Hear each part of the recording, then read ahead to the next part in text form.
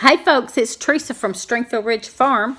I'm going to tell you some YouTube tips, 10 YouTube tips to help you get started. If you already have a YouTube channel, you probably already know these things. But mostly this is for people that don't know much about YouTube, just want to think about it, decide whether they want to jump in and do it or not.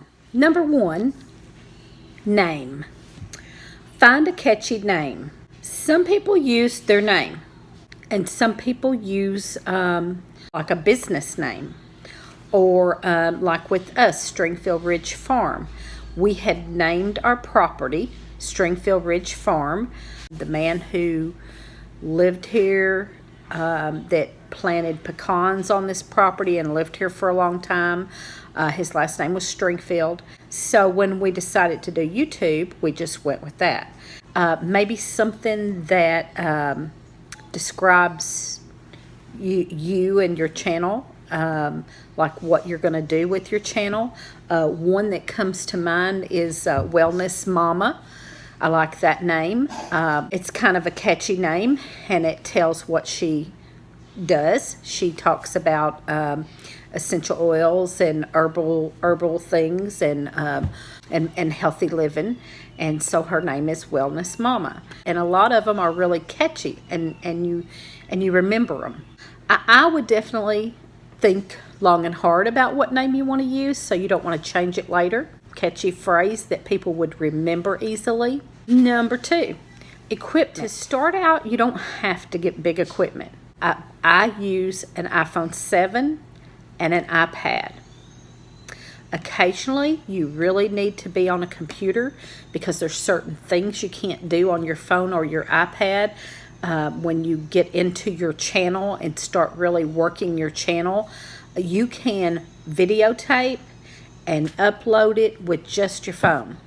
But there's some things on your channel, some settings and things like that that you can't do on your phone or your iPad, and you would need to go to a computer. Some people use expensive, nice cameras, and I think that's great. If you already have one, that's great. I wouldn't buy one. I would try it out on my phone for a little bit. Also, selfie stick and tripod. We use a little tabletop tripod that I'm using right now. Some people get the bigger tripods that can stand out in the yard. But those are some things that you would need. I would start out with your phone, especially if you have an iPhone. Start out taking your videos with that, and then if you get big and have a great channel and really want to spend the money for equipment, then maybe you could get a expensive camera or and a computer and all of that. But number three, internet. This goes along with equipment, kind of. You have to have the internet. You don't have to have it at your house. You can make your videos and then go to somebody else's house or a place with Wi-Fi or the library and upload your videos. It takes several hours to upload videos, so I upload my videos right before I go to bed, and it's on private setting, so then I get up the next morning early and do whatever, put your description and everything and make it public. Of course, to do that, you have to have internet at home. But you don't have to have internet at home to do YouTube. There are some of the people that are off-grid that make their videos and then go somewhere else or into town to a library and upload their videos. Number four, subject. What are you going to talk about? What is your category going to be? More than likely, if you're thinking about doing a YouTube channel, you already know what your subject's going to be or what your category's going to be. What are you going to talk about? And are you going to be funny? Are you going to be educational? Are you going to be entertaining? Who else is going to be in your videos? Just you, or you and your spouse, or you and your family? Are you going to have your children on your YouTube videos? I really love the channels that do put their family on there. There's a lot of YouTube channels that I watch that have their kids on there and their whole family involved, and I think that's wonderful. Lee just at first didn't like to be on videos, so at first it was just me, and then I kind of got him in a little along, and now he does it. And back to subject, if you pick a topic that you're going to do, we started out doing gardening, and kind of grew from there, but it's all kind of in the same category. Like we started out gardening and foraging, and then I got into canning and cooking. And all of it's kind of in the same category because we're homesteading. But little things like Lee started doing a few things on his Native American tools, and a couple of events that I went to for my job. I filmed those and put on there. And that just that was a little off. But at the same time, I thought it was interesting, so I went ahead and put those on there. I wouldn't want to get totally different categories going on. I wouldn't want to do like gardening and then high fashion. If I was going to do something like that, I would separate it and do 2 different channels. If you're mixing too many different things in. If I was going to do that, if I was going to do totally different categories, I would do 2 different channels for those. So that's something to think about. And you know, are you going to be humorous most of the time? The guy on Cog Hill Farm, he is doing gardening and homesteading, but he is hilarious. I love watching him because he cracks me up all the time, and he has such good tips and you know, homesteading tips and gardening and canning and all of that. But at the same time, he's so funny that I just really enjoy watching his videos. So think about that. Do you want to be a little bit funny in there? Do you want to be more educational and not funny, or more entertaining? He is really entertaining. Number 5, just do it. I say go ahead and just start making some videos, and even if you don't really know what you're doing yet, at least get your feet wet and start making those videos and test it out. Because when you first get on the videos, you're nervous. Watch our intro. We were so nervous, especially Lee. I have thought many times about deleting that video and doing another one, but I decided I just didn't want to do that. And it shows how much we've grown. Number 6, learn.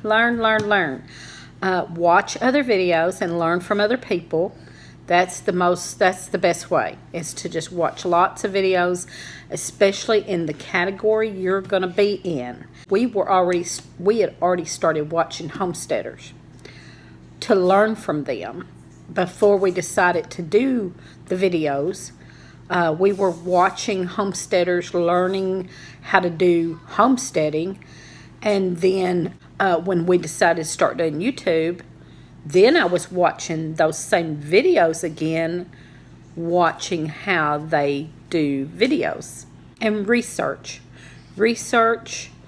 You may already know your category and know what you want to say, but then when you get in there and start saying it, since you start talking about a certain brand or a certain product, and then you really didn't research and know that much about it, and you're trying to talk about it and tell about it, but you kind of get stumped and go, oh, should have researched that a little more.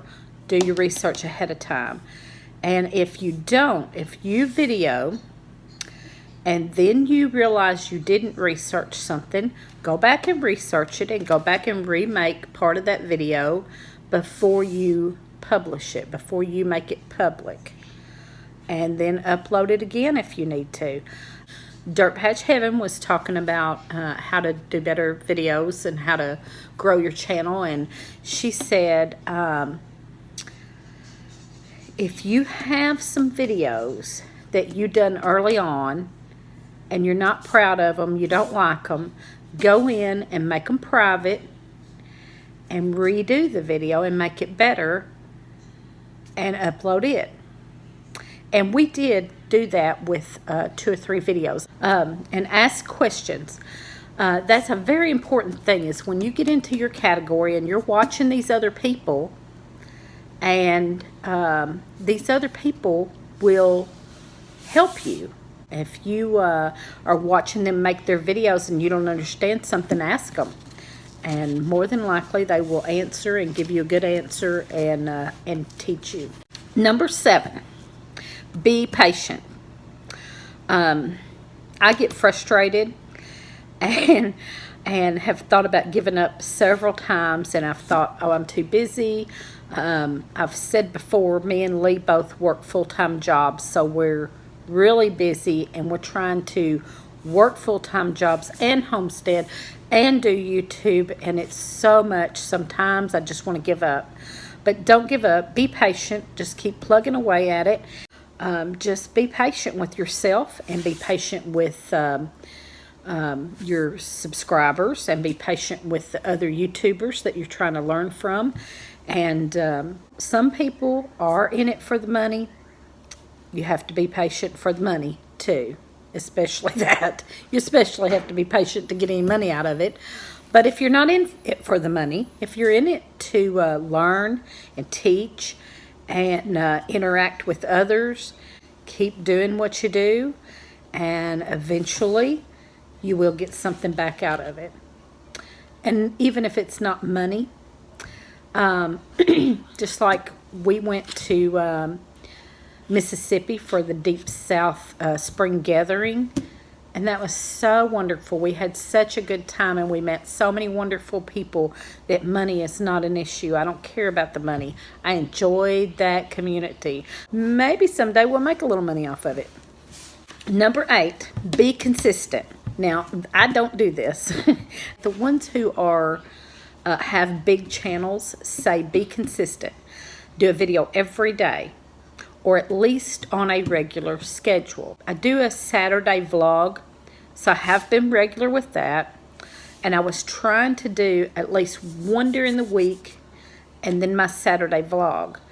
And here lately I hadn't been doing that because we weren't really doing anything. It's been so wet and rainy here, we haven't been doing anything. Also working full time doesn't help. If you say you're gonna have a video every day, have a video every day. And your channel will grow faster by having a video every day. If you say you're going to have a live show every Wednesday night, then have a live show every Wednesday night, unless an emergency comes up. Number 9, be educational. Now, I said be funny or educational or entertaining, but you really need to be somewhat educational anyway. Be educational or very entertaining.